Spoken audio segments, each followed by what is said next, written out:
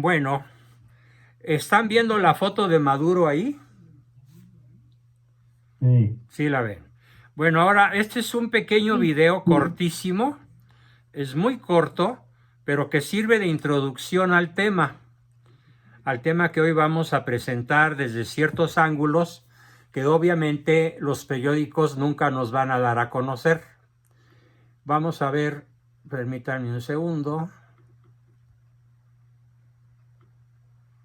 Ajá, ahí les va el video.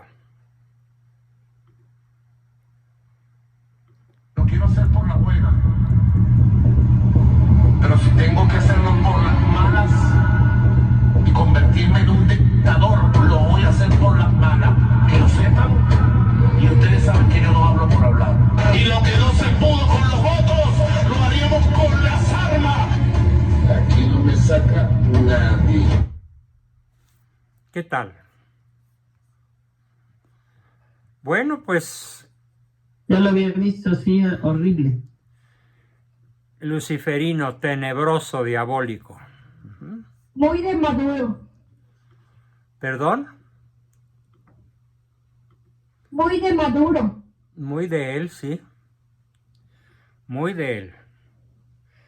Pero esto nos coloca en una situación de emergencia mundial. Les voy a explicar por qué. Miren, tal vez ya muchos lo hayan oído alguna vez en mis diversas explicaciones. Pero ¿cuál es la explicación geopolítica? Quiero que visualicen el globo terráqueo de golpe. Imagínense todo el planeta, por favor. En su mente tengan presente la esfera. Y los teóricos de la geopolítica dicen algo que es una analogía, pero que tiene su razón de ser. Dicen que el mundo está tan interconectado que el aleteo de una mariposa en el Pacífico puede provocar un tifón en el Atlántico. ¿Sí? Parece una exageración, pero en realidad si entendemos el mensaje no lo es. Esto significa que los 25 muertos que van por las armas de Maduro en Venezuela, más los 1.500 prisioneros que en estos momentos están siendo torturados, periodistas, ciudadanos de a pie, columnistas, intelectuales, opositores, jóvenes valientes, es la mariposa en el Atlántico, que puede provocar un terremoto, un cataclismo en el Pacífico. Y esto quiere decir que involucraría a todo el mundo. Algunos están muy contentos, y yo diría que incluso ingenuamente contentos, de la posible y aparentemente inminente invasión o intervención militar de los Estados Unidos, del Comando Sur, a Venezuela para cumplimentar la orden que da la OEA y la orden que da Luis Almagro, presidente de la OEA, para que sea detenido y encarcelado Maduro. Y que obviamente esto no podría ser operado sino por los SWATs norteamericanos, por soldados de élite. Pero también hay quien piensa que no se trataría de una operación militar tipo láser con soldados de élite, sino de una invasión, en la cual se destacarían portaaviones con los aviones más avanzados, el F-35, por ejemplo, que es una cosa maravillosa de cómo funciona y parece un arma apocalíptica por su capacidad de destrucción. No sabemos, obviamente, qué vaya a pasar, pero lo que va a pasar muy pronto. Por otra parte, hay quien dice que el ejército intervencionista en Venezuela va a estar formado principalmente por generales oficiales y tropa, todos venezolanos exiliados, exsoldados que huyeron de Venezuela y se refugiaron en los Estados Unidos, y estamos hablando de aproximadamente 100,000 soldados de nacionalidad venezolana, a los cuales el gobierno norteamericano dotaría con las armas más avanzadas, porque además han estado en entrenamiento allá, o sea, han estado no activos en el sentido militar, pero sí encuartelados y recibiendo instrucción militar y aprendiendo el uso de misiles tierra-aire, de aviones, de barcos, de portaaviones, de submarinos, etc. Entonces, no habría una invasión de blancos, como cuando México fue invadido en 1847 y después intervenido a principios del siglo pasado y en algunas otras intervenciones por ahí en diferentes partes del mundo e incluso de América Latina. Sería una intervención de venezolanos capitaneados por el alto mando del Comando Sur norteamericano. ¿Esto qué puede desatar? Obviamente los chinos y los rusos no se van a quedar quietos. En el momento en el que se destaque un portaaviones de cualquier base marina del Atlántico norteamericano, créanme que por el lado de Asia, al norte del Pacífico, en donde se juntan Alaska con Rusia, hay una base militar rusa y China está más al sur de una base militar china. Se puede destacar una fuerza suficiente como para impedir la invasión y la aprehensión, por lo tanto, de Maduro, porque es el gran protegido de Vladimir Putin y del chino, Xi Jinping. ¿Por qué? Por los negocios que ambas naciones tienen en el país sudamericano, en Venezuela. Venezuela es la principal aportadora de petróleo a Rusia y es la principal aportadora de gas natural y la principal aportadora de diamantes y de metales raros, de tierras raras que les llaman. Y China en un poquito menor grado, pero también. Y ambos gigantes tienen enormes intereses macroeconómicos en Venezuela. Por lo tanto, en el tablero de ese globo terráqueo universal que quiero que contemplen en su mente, una intervención norteamericana sería seguida de una respuesta chino-rusa prácticamente instantánea. Además apoyada por Corea del Norte, por Irán y por algunas otras naciones de poca monta, pero que también tienen sus que veres en el asunto. Ahora bien, todo esto ¿por qué? Les explico. ¿Cómo se garantiza en una operación de inteligencia, en una operación militar, en una operación X en donde se requiere estrategia, cómo se garantiza o casi se asegura el éxito? Normalmente esto ya lo hacían los griegos, obviamente los romanos también, que era el de crear varios frentes e incluso el de crear una tropa aparentemente disidente de Roma o de Grecia que se pasaba del lado enemigo, pero que en realidad era un caballo de Troya. Bueno, los inventores de esto pues fueron los aqueos con su caballo de Troya. Entonces, el sionismo, que es, el otro día me preguntaba mi esposa, a ver, defíneme el sionismo en pocas palabras. Bueno, pues yo se los defino a ustedes en pocas palabras. ¿Recuerdan ustedes que en la Biblia el monte Sión es tremendamente importante porque es el lugar donde Yahvé se comunica con Abraham? a diferencia del monte Sinaí, que es en donde se comunica con Moisés para darle las tablas de la ley. Hola, hermosa. Los 10 mandamientos.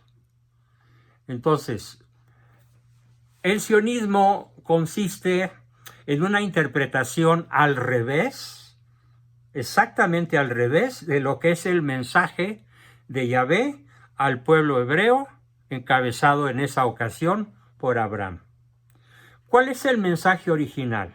El mensaje original dice: si ustedes permanecen fieles a mí, sus descendientes serán tan numerosos como las estrellas del cielo y como las arenas del mar, y poseerán la tierra. Pero Yahvé se refería a Palestina.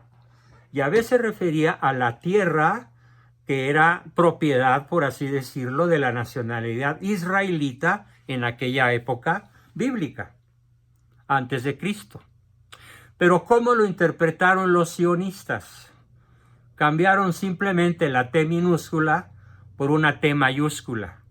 Y en vez de la tierra prometida, ¿sí?, la tierra prometida, Palestina, la palabra tierra se puso con mayúsculas, y entonces tenemos como promesa sionista, creencia sionista, que Yahvé les regalará, les heredará, les escriturará el planeta entero. Por eso les pedía yo que pensaran en la tierra entera, para que se entienda bien qué es el sionismo. Ahora, el sionismo tiene una existencia milenaria, porque desde el momento en el cual reciben el mensaje bíblico de Yahvé a través de Abraham, ya empieza la doble interpretación: la cristocéntrica, que esperan un Mesías redentor, y la antropocéntrica, que esperan que Cristo les escriture la tierra.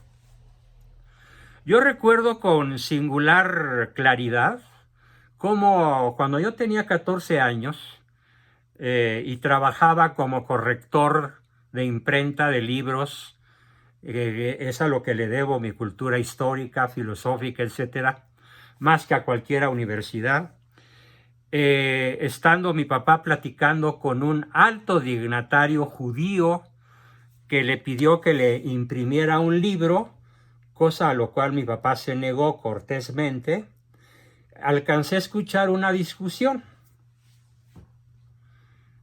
Y las palabras del rabino fueron las siguientes: Dios nos escrituró la tierra entera. Y movió la mano así, formando una esfera en el aire. Dios nos escrituró la tierra entera. Y mi papá le preguntó: ¿y con qué objeto? Para darle unidad. Obviamente para darle unidad bajo un solo mando, ¿sí?, que es lo que ellos han propugnado a lo largo de la historia. Pero para eso crearon dos frentes. Mucha atención con esto. El frente oriental, formado por naciones que buscan una dominación sionista por medio de las armas, del terror, de la tiranía. Voy a mencionar solo 3 países: Corea del Norte, Rusia y China. Suficiente, ahí tenemos más de 1/3 de los habitantes de la Tierra. Es el ala en lenguaje bíblico. Fíjense qué interesante nombre tiene. A ver, les ruego silencio, por favor. Hay mucho ruido. Voy a silenciar yo. Aquí pasa que me cayó mi celular, maestro. A ver, fíjese muy bien. Desde el punto de vista bíblico, ¿cómo se llaman las dos alas de dominación sionista? El ala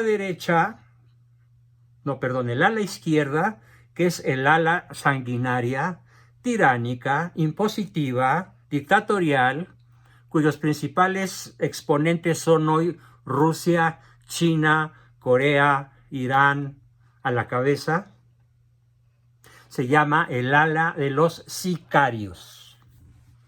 ¿Qué es un sicario? Es un asesino embosado, es un asesino silencioso, que clava un pequeño puñal que en italiano se llama sica y que es muy afilado, doble filo, no muy largo, no es una espada, tampoco es un machete, es un puñal de doble filo con un mango grande que hace prácticamente imposible fallar la estocada. Es el ala sicaria, el ala impositiva, tiránica, el ala de los asesinos, que invaden países, que crean sistemas dictatoriales como en Rusia y en China, por decir solo dos, que matan millones de personas. La cifra que debe la Revolución Rusa, la cifra de asesinados de personas humanas exterminadas por el comunismo ruso, trasciende, supera por unos miles la cifra de 100 millones de personas a lo largo de la historia. Desde luego con principales números de víctimas en Rusia Oriental y en Europa, en Rusia Occidental y en Europa Oriental, lo que hoy sería Crimea, lo que sería Kiev, lo que sería toda el área que está a la izquierda de los montes Urales, que fue la principal área invadida por el Soviet, a donde incluso murieron cientos de miles de personas de hambre, pero de hambre literalmente inducida y gestada a propósito por los jerarcas rusos encabezados en su momento por Stalin. Bien, ese es el ala izquierda. Es el comunismo de izquierda feroz en México, en Venezuela, en Cuba. Vean cómo actúa en Venezuela. Los que no estén al tanto de noticias, yo voy a estar surtiendo de noticias porque por lo que me di cuenta hace ratito, hay muchos despistados en el grupo que no saben quién es María Corina Machado o quién es Diosdado Cabello o quién es el jefe de la policía venezolana o en fin. Hay mucha desinformación y es muy importante saber lo que pasa. Porque el que tiene la información tiene el poder de influir en la historia y tiene el poder de educar a sus hijos y a sus nietos en el conocimiento de la verdad y en el amor a la patria y en el amor a Cristo. Tenemos, cambiando de tema, el ala derecha. Si la izquierda domina a sangre y fuego, por eso puse el video de Maduro. Lo que no logremos en las urnas lo vamos a lograr con las armas. Quiero hacer las cosas por la buena, pero si no se puede hacerlo por la buena, créanme que lo haré por la mala. Y hay otro video donde dice, voy a construir 2 centros de concentración como los que tiene Bukele en El Salvador para meter a todos los disidentes, así sean millones. Y ojo, y no habrá perdón. Ese es el ala izquierda. En México vamos para allá, para el ala izquierda. Pero históricamente hemos gravitado en la esfera de la derecha. ¿Y qué es la derecha? La derecha, desde el punto de vista sionista, es la esclavitud, la tiranía en la jaula de oro. La jaula de oro es libre comercio, tratado de libre comercio, libre paso de una nación a otra mediante la visa o sin visa, como ya lo decidió Canadá. Si ustedes quieren ir a Canadá, ya no es necesaria la visa. Si ustedes quieren ir a los Estados Unidos, es ya muchísimo más fácil entrar, aunque no tengas visa. el ala derecha está formada por una libertad física muy, muy notable, donde quieras ir, puedes ir, por tierra, por barco, por avión, a pie, en bicicleta, en moto, etcétera. Cualquier medio de transporte es fácilmente adquirible en todo el continente, incluso en toda Europa occidental, salvo Venezuela. Incluso en países con gobiernos izquierdistas como Chile, o como Ecuador, o como Colombia, el libre tránsito todavía está vigente. La esfera derecha es pues la jaula de oro y la izquierda es el sicario. ¿Cómo se llama correlativamente el ala derecha? Se llama el ala de los celotes, pero con Z. ¿Qué es un celote? Desde la época bíblica más remota en el pueblo judío, el celote es el cuidador de la ley, el cuidador del progreso, de la tranquilidad y del orden del pueblo, de libre intercambio de moneda por bienes, trueque, de libre tránsito físico, pero aquí les va la parte negra, la parte oscura de esta a la derecha celota, y es que la dominación no es por medio de las armas. La dominación sionista es por medio de quién creen, de qué creen. ¿Quién dice en los próximos 5 segundos una palabra? En el mundo de la ¿Del derecha, dinero? no. ¿No? No. Te van a poner algo adentro. De las ideas, no. Ajá. De las ok. ideas. De las ¿Qué puede ideas. ser? Es la dominación ideológica. Ideológico. LGTBI más letras que se acumulen de aquí a diciembre. Sí, ¿Sí? Liberalismo, sí, sí. aborto, amor libre, intercambio de parejas, promiscuidad, pornografía, drogadicción. Ustedes saben, por ejemplo, que en China el narcotraficante pescado infraganti es ejecutado, es pena de muerte.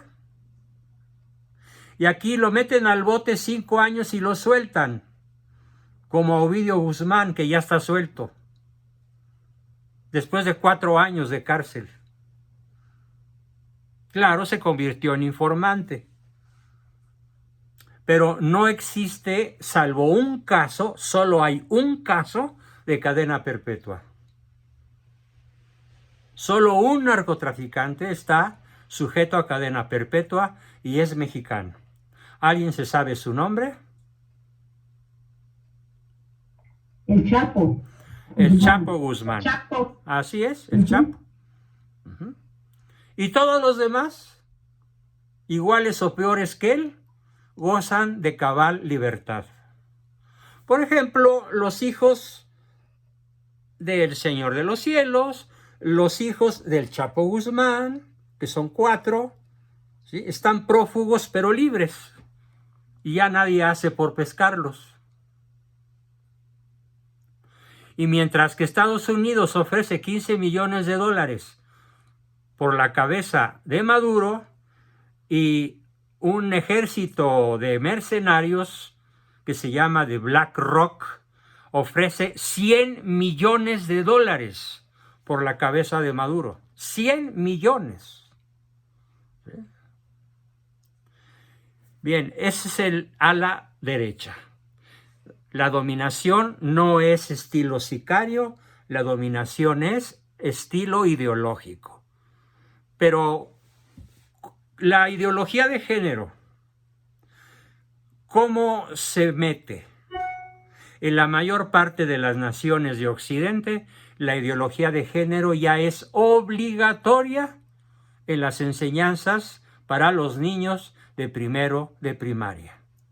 Y las escuelas que no sigan la normativa de educar a los niños en la apertura a dudar de su propio sexo, a dudar del sexo de su compañerito o compañerita, a poner en tela de juicio la autoridad de los padres, a poderse cambiar, a reasignar el sexo sin tener que avisar a sus padres, el ejecutarse cirugías para cambio de sexo transgénero sin avisar a los padres. Todo esto está en marcha. Todo esto se está usando como una manera de imposición, no sangrienta, pero sí ideológica, que para mí resulta más eficaz que la imposición sanguinaria por medio de las armas. Si alguien está en desacuerdo conmigo, expréselo. Es más eficaz dominar a la gente por las ideas que dominarla por las armas. Porque cuando la dominación se da con las ideas, la rebelión es prácticamente imposible, o cuando menos muy difícil. Sobre todo cuando los niños son indoctrinados. Sí, Carlos. Perdón, doctor, es que para comentar lo que estaba diciendo y reforzar lo que tenemos el ejemplo de este abusivo boxeador que se metió a partir de la cara a una mujer. Ajá. Bueno, hay mujeres que están defendiéndolo. ¿Cierto? Y mujeres que yo conozco que son feministas. Están no, defendiendo es la mujer, paliza porque que no le es dio. mujer. Sí. Ajá. Y hay hasta videos donde se acomoda sus partes íntimas, el tipo. Sí. O sea, es increíble. Y hay una foto donde están los brazos de la chica italiana y el de él. Y el brazo de la boxeadora transgénero es tremendamente grueso y musculoso. Y el brazo de la peleadora italiana parece el de una chamaca de 15 años, débil y flaquita. Es que lo peor es que ni siquiera es transgénero. Es un tipo con una condición de desarrollo sexual, porque él si estuviera sano completo sí sería transgénero, que será quitarse o mutilarse o agregarse, ¿no? Sí. Pero en este caso no, él no tiene, él tiene los testículos internamente. Entonces, pero tiene todo el desarrollo de un hombre. Es un pelado, es un fracasado que fue y se metió, y como usted dice, con las ideas. Con la idea los tienen dominados. Occidente está dominado con las ideas. Oriente está dominado por las armas. Venezuela está dominado por las armas, con el apoyo de Rusia y China. Ahora, el choque leviatánico del ala derecha contra el ala izquierda puede desencadenar un conflicto termonuclear. Tenemos que estar preparados para lo peor. Claro, yo espero que la operación de captura de Maduro sea realizada de manera láser, inteligente, fulminante, de tal forma que no le dé tiempo al ala sicaria de reaccionar. Además de que el ala derecha está dispuesta a mandar a Maduro a Rusia, y ya dijo Putin que será bienvenido Maduro. En cualquier momento serás bienvenido, como preparando la mentalidad del mundo para que Maduro sea aceptado en Rusia y ya nadie lo moleste, ni piense encarcelarlo, ni hacerle un juicio por crimen genocida contra la humanidad. Ahora bien, esto es el panorama global. ¿Qué le espera a México? ¿Qué podemos decir de México al respecto? Esto es tremendamente importante tenerlo presente. Lo que le espera a México es que se vaya incrementando el poder de las ideas de izquierda, el poder de las ideas comunistas en educación, en economía, en seguridad y que por lo tanto el México que hoy conocemos se desplome. Y entonces se justifique, entre comillas, la instalación de un gobierno autocrático, que puede ser encabezado por la Sheinbaum y desde luego manejado desde Macuspana por el PG. Porque el PG no va a abandonar el poder. Así como no lo abandonó Stalin hasta que se murió, no lo abandonó Lenin hasta que se murió, no lo abandonó Trotsky hasta que lo mataron. Todos los grandes dictadores de la historia o han sido asesinados o han muerto suicidados como Hitler, pero nunca han cedido el poder. Excepto los católicos que son verdaderamente gobernantes democráticos, como Lech Walesa, como Nelson Mandela, que aunque no sea católico es un gran tipo, cristiano.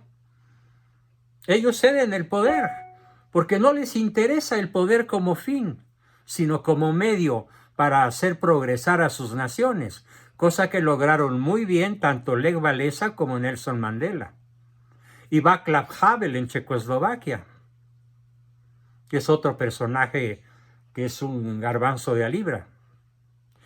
Entonces, México se enfila hacia una Venezuela del norte y tenemos que estar proclamando, denunciando, combatiendo, compartiendo, despertando a nuestros amigos, a nuestros familiares, a nuestros vecinos, a todas las personas a las cuales podamos incidir.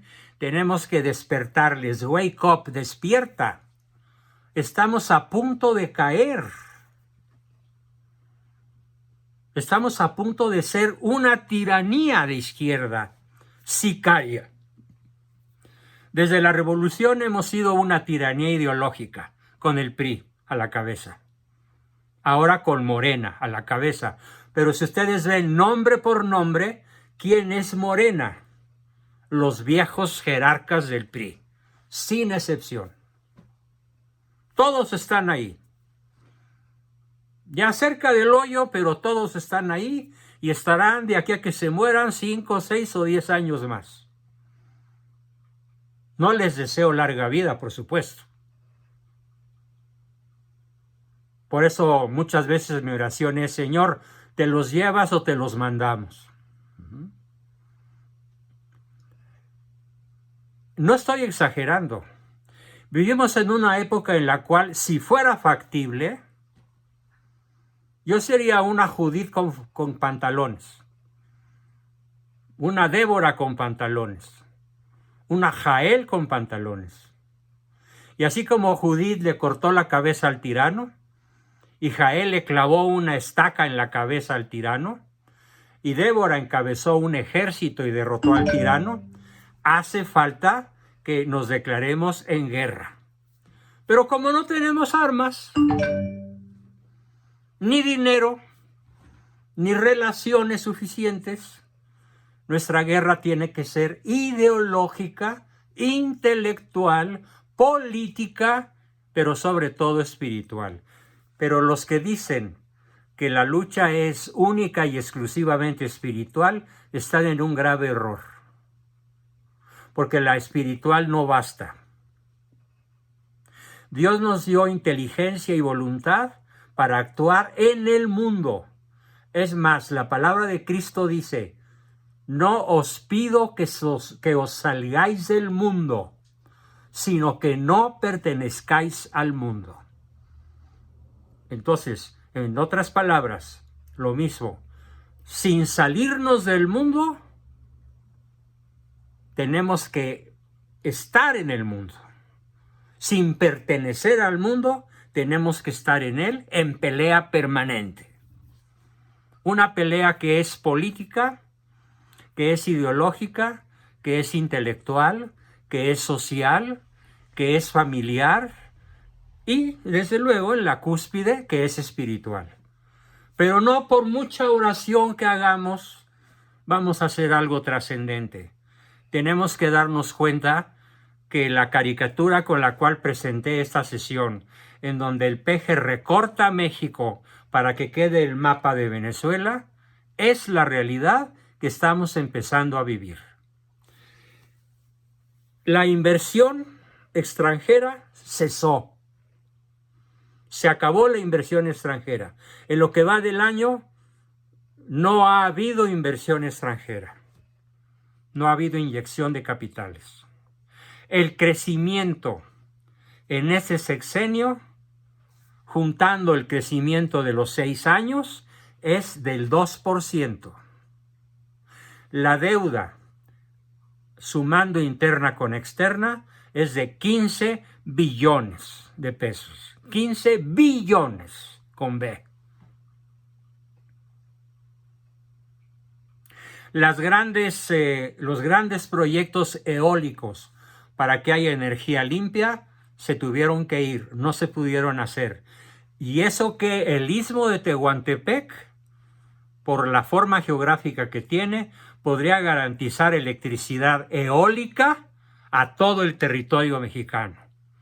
Pues se tuvo que ir la empresa española que ya estaba construyendo los mal llamados por el peje ventiladores, las aspas de molino de viento. ¿Qué más les digo? ¿Cómo está la seguridad? 90 muertos diarios. ¿Cuántos empresarios han matado en el mes de julio? Nada más en julio. ¿Cuántos empresarios y policías mataron? Solo en el mes de julio, más de 200. Y empresarios muy, muy poderosos, muy famosos, muy ricos, y no los asesinaron para robarles dinero en la calle o quitarles la cartera o el automóvil. Los asesinaron, por ejemplo, a uno que denunció que Oxxo había cerrado todas las tiendas de Oxxo, casi 200 tiendas en Tamaulipas, y él acusó que era el crimen organizado por el cual Oxxo se veía obligado a cerrar sus tiendas. Saliendo de un Oxxo, llegó un comando de 4 personas y lo balaceó por haberlo dicho a la prensa. Y otro empresario en León, y otro empresario en Michoacán, y otro periodista en Sonora. Vivimos en un estado de México ensangrentado. México ensangrentado por el narco. Y como lo acaba de decir un extraordinariamente honesto senador norteamericano. Les voy a enviar el video. Dice el senador: México es cómplice del narco.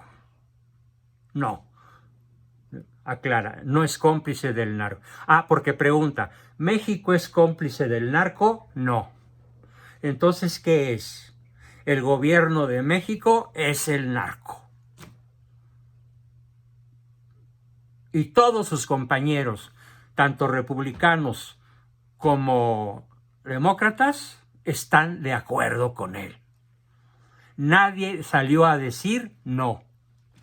Todos los senadores norteamericanos estuvieron de acuerdo con esta declaración de ayer u hoy. No me acuerdo si fue hoy en la mañana o ayer cuando la vi, porque a veces me falla mi memoria inmediata, pero así fue su declaración. ¿Es México cómplice o tapadera del narco? No. El gobierno de México es el narco. Así que yo espero que cuando el peje termine su mandato, vengan por él, o se tenga que esconder, y no pueda seguir ejerciendo su poder a través de la Sheinbaum. Porque además hay que decir que no todo es malo en Occidente, como tampoco todo es malo en Oriente. Incluso dentro de las filas del sionismo se dan ciudadanos que no saben que están trabajando para el sionismo, ya sea en la izquierda o en la derecha. Y, por ejemplo, muchos senadores norteamericanos, muchos senadores o magistrados o ministros europeos de la Unión Europea se dan cuenta de lo que pasa y lo denuncian. Pero en México, ¿quién lo denuncia? Fíjense, en Venezuela hoy hubo una reunión en donde Maduro citó a una sesión con los 8 candidatos que compitieron el domingo de las elecciones. El candidato que ganó, obviamente, Edmundo González, no fue, porque tiene orden de aprehensión, y dijo, si voy, me pescan, así que no fue. Bien hecho. Pero los otros que no tienen orden de aprehensión fueron, los otros 7. Y de esos 7, ¿cuántos creen que se opusieron a Maduro? 1 de 7. ¡Qué cobardes! ¡Qué traidores a su patria! Entonces le están haciendo el juego al sionismo sicario. Y lo que quiero advertirles a todos es que aunque México ha estado en la esfera de tipo derecha, en la esfera económica, en la esfera de libertad física de tránsito, en la esfera del Tratado de Libre Comercio, se encamina a pasos acelerados a una tiranía estilo Maduro. Esos son los planes para México. Esas son las órdenes que tiene Claudia Sheinbaum. Hay un video que está circulando en redes que en cuanto lo vi, lo estaba a punto de mandárselos, lo bajaron, lo bloquearon. Y el video se titulaba Las órdenes que ha recibido Claudia Sheinbaum para su periodo presidencial. 2 puntos. Destruir a México. Destruir a México. Y empecé a oír el video y es en gran medida lo que les estoy diciendo. Destruir a México, ¿para qué? Para hacerlo entrar en las filas de la izquierda, con un pueblo depauperado, con una industria inexistente, con un comercio deprimido, con un sistema de vida de supervivencia, con una economía tercermundista maltrecha, y bajarnos del 15º lugar que tenemos como economía en el planeta, bajarnos al 100 o al 100 y pico, para poder dominar con el estilo sicario la República Mexicana, que está a punto de desaparecer como nosotros la conocimos desde niños. Tal vez nuestro grito sea como el de aquel pajarito, muy pequeño pajarito, cuyo bosque empezó a arder por el descuido de algún viandante. Y todo el bosque ardiendo, y el pajarito iba a un lago cercano, llenaba su piquito con agua, regresaba al bosque ardiendo y dejaba caer 3 o 4 gotitas. Y pasó un labriego y le dijo, pajarito, ¿qué haces? Y el pajarito le dijo, combatiendo el incendio. Y le dijo el labriego, ¿y no comprendes que es tan poquita agua que se evapora incluso antes de caer al suelo? ¿Qué tarea tan inútil estás haciendo? Y el pajarito le dijo, lo comprendo, pero es mi hogar y es el único que tengo. Aplica a nosotros. Estamos en un incendio y aunque nosotros seamos como la gota de ese pajarito, es nuestro hogar y es el único que tenemos. Bien, con esto termina mi exposición y comenzamos con sus preguntas, comentarios, aportaciones y demás.